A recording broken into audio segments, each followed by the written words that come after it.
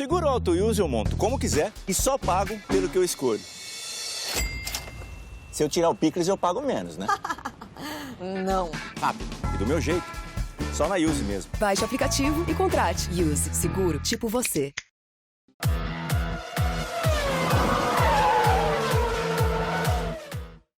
Muito boa noite, amigos do Grande Prêmio. A sexta-feira vai terminando e eu, Vitor Martins, vou chegando para falar a respeito de tudo que vai acontecer nesse final de semana. GP de Mônaco, 500 milhas de Indianápolis, a nossa dupla, o nosso par perfeito do automobilismo mundial. Você é Team GP de Mônaco? Então hashtag nas redes sociais Fórmula 1 GP. Se você é Team 500 milhas de Indianápolis, hashtag Indy 500 no GP. Quero saber de vocês qual das duas corridas mais charmosas das duas categorias você prefere. Eu particularmente, vou até mostrar para vocês aqui, ó.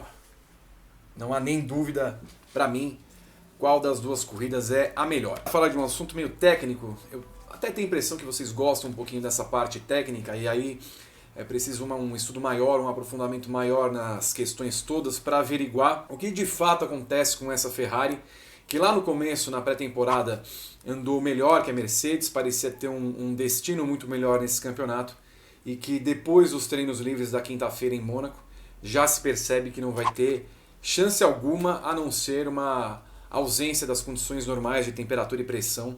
A Mercedes parte muito facilmente, pelo jeito, para mais uma pole position e mais uma vitória tranquila, com dobradinha, e como Evelyn Guimarães disse no seu texto de análise na quinta-feira, sem necessidade de ligar o modo festa na classificação. Peguei alguns dados aqui para averiguar o que acontece, vi o que os dirigentes têm falado, notei principalmente uma matéria do The Sunday Herald da Austrália, que também está reproduzida no Grande Prêmio e fala como a Mercedes trata o lidar com o seu carro. Uma média de uma verificação de 3 vezes por hora em cima do seu carro, 24 horas por dia trabalhando em cima de atualizações, e aí a gente vê o resultado na pista e por que a Mercedes é imbatível, né? Lembram que no ano passado a gente falava que a Mercedes tinha um problema de aquecimento, ela não conseguia lidar bem com extremidades em temperaturas? No Bahrein ela não estava andando bem, quando esfriava muito, como aconteceu na China, ela não andou bem, então era um carro muito arisco. A gente falava, né, Gabriel Curti, que era um carro Angela Bismarck, né, que não gostava nem de calor nem frio, gostava mesmo era de 0 grau. Juntando o que aconteceu no ano passado com os novos pneus da Pirelli, a gente consegue entender que há uma diferença fundamental no funcionamento desses pneus e que a temperatura de aquecimento e a faixa de temperatura em que você consegue trabalhar melhor os pneus é muito melhor alcançada pela Mercedes do que qualquer uma das outras equipes da Fórmula 1. Não só o fato do carro da Mercedes ser primoroso em termos aerodinâmicos, a Mercedes atinge a temperatura ideal do pneu Pirelli muito melhor que a Ferrari e que a Red Bull. Tanto Ferrari quanto Red Bull, entre aspas, reclamaram disso. Mas não reclamaram no sentido de que fazemos um carro bom e aí o que está estragando é o pneu.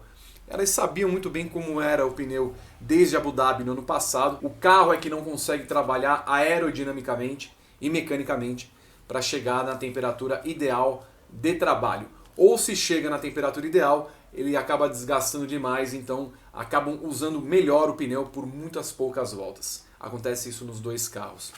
Então você tem uma eficiência muito melhor da Mercedes. Você vê que colocaram 7 décimos em cima dos carros da Ferrari e da Red Bull. E por que a Ferrari deve ser a terceira força, principalmente nesse final de semana? Justamente porque Gasly e Verstappen, Gasly principalmente andando bem nos treinos livres, não sei se vai andar tão bem assim na classificação desse sábado, mas já demonstra que há uma evolução do carro da Red Bull. O Verstappen não andou bem no ano passado, né? A gente lembra que ele teve um acidente e largou nas últimas colocações. É um cara para sobressair nesse final de semana com a qualidade que ele tem. E ele tem um carro que prioritariamente vai melhor em curvas. Lembro também no ano passado, a Mercedes não andou bem em Mônaco, né? Não andou bem porque o seu carro não ia bem nas curvas baixas. A Red Bull era a principal força do final de semana, a Ferrari vinha logo depois. Isso se inverteu completamente. Não só o pneu funciona bem, a carga aerodinâmica é boa, como nas curvas também o carro da Mercedes é muito melhor. Levantei aqui algumas velocidades fornecidas aqui pela Fórmula 1 e verifiquei o seguinte, são 18 curvas em Mônaco, por exemplo. Das 18 curvas, em absolutamente todas, o carro da Mercedes é melhor que o carro da Red Bull e da Ferrari. Ela nunca perde em velocidade. Então, por exemplo, na curva entre as 13 e a 14, que são as curvas mais rápidas do circuito de Mônaco, a Mercedes chega a 230 por hora, a Ferrari a 226 e a Honda na Red Bull chega a 227. Na Rascasse, por exemplo, a Mercedes chega a 61 km por hora, a Ferrari também e a Honda a 58. Mas há curvas, por exemplo, a curva 4 do circuito, Mercedes tem 146 de velocidade, a Red Bull 144 e a Ferrari 135. Ou seja, a Ferrari, além de tudo, é um carro que, segundo consta, já havia demonstrado isso nos testes em Barcelona e só equiparava porque o motor era muito bom. Então a velocidade de reta era tão enorme que impedia de ver o problema que a Ferrari tinha em curvas de baixa velocidade. Nós vamos ver uma perda muito acentuada da Ferrari, principalmente no terceiro setor do circuito de Mônaco, onde ela tem perdido de 3 a 4 décimos por volta e aí compõe uma volta mais lenta entre 7 e 8 décimos. E aí se você pega a velocidade máxima, por exemplo, Mercedes e Red Bull andam a 286 km por hora e a Ferrari 295. Portanto, na reta principal, a Ferrari consegue tirar essa diferença e permitir que ela não seja, por exemplo, de 1 segundo num circuito como o Mônaco. Então, esse conjunto de fatores, a Pirelli, entre aspas, ajudando a Mercedes, que consegue estudar os dados como ninguém e faz com que o seu carro funcione melhor, mas a carga aerodinâmica do carro da Mercedes, que reverteu os defeitos que tinha no ano passado em Mônaco e consegue sair melhor das curvas, ter mais tração, mais aderência e, portanto, muito mais velocidade, fazendo com que Hamilton e Bottas tenham muita vantagem sobre Vettel, Leclerc, Gasly, Verstappen nesse final de semana. Creio eu até então, por essa relação de fatores, que o Verstappen até pode colocar o seu carro na terceira colocação no grid de largada. O Gasly, se andar bem como andou nos treinos livres, até pode aparecer em quarto. Quem diria? A Ferrari sendo, na sexta prova do ano, a terceira força apenas do campeonato.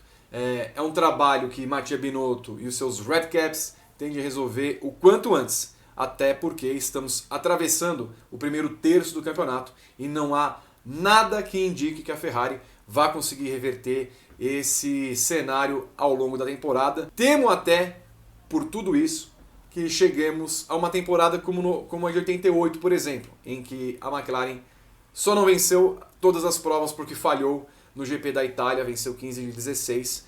Pelo andar da carruagem, difícil dizer que não haja outro resultado a não ser dobradinha da Mercedes em todos os cenários possíveis e inimagináveis para uma equipe que atingiu um nível espetacular, primoroso e perfeito. Eu fico por aqui, quero ao longo do final de semana que vocês acompanhem todo o trabalho do Grande Prêmio no próprio site Grande Prêmio, que agora está no Terra, nos canais do Grande Prêmio nas redes sociais, principalmente no YouTube, agora é youtube.com/Grande Prêmio TV, você acha a nossa nova marca no YouTube. Então, já que você está vendo esse vídeo, curta, compartilhe, comente, faça dele o seu vídeo, o meu vídeo, o nosso vídeo. Final de semana tem aí briefing para analisar a classificação da Fórmula 1 ao meio-dia e no domingo também ao meio-dia a corrida, o GP de Mônaco e a prévia da maior de todas, as 500 milhas de Indianápolis, 1h30 de programa ao vivo e sem cortes, porque o Berton, que faz os cortes, não sabe fazer corte. Afinal, o Berton não sabe fazer muita coisa. Beijo para vocês todos, bom final de semana. Tchau.